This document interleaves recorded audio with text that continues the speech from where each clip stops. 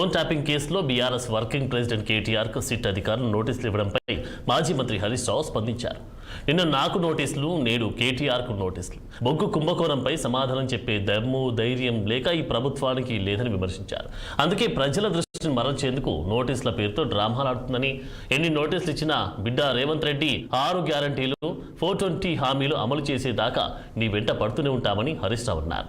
ఎన్ని నోటీసులు ఇచ్చినా, ఎన్ని అటెన్షన్ డైవర్షన్లు చేసినా నిన్ను వదిలిపెట్టమని, వెంటాడుతూనే ఉంటామని హరీష్ రావు హెచ్చరించారు. నోటీస్ ఇచ్చిండు, ఇంకా ఇవాళ రేపు కేటీఆర్కి ఇస్తాడు. గంతే కదా నువ్వు ఇచ్చేది. వచ్చిందా? గంతే చేస్తాడు. ఎందుకంటే కేటీఆర్ గారు ఒకవైపు గట్టిగా నిలదీస్తుండు, ఇంకొక వైపు నేను అడుగుతా ఉన్నా.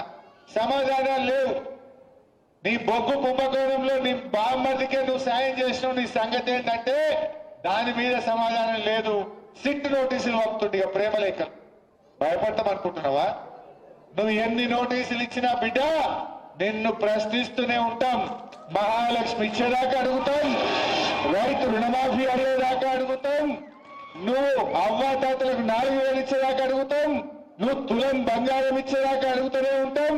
పిల్లలకు ఎస్సీ ఎస్టీ బీసీలకు ఫీజు రియంబర్స్మెంట్ డబ్బులు ఇచ్చేదాకా రేవంత్ రెడ్డి వెంట పడుతూనే ఉంటాం.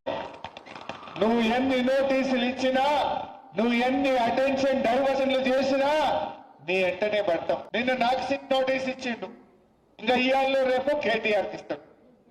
గంతే కదా నువ్వు ఇచ్చేది. వచ్చింది.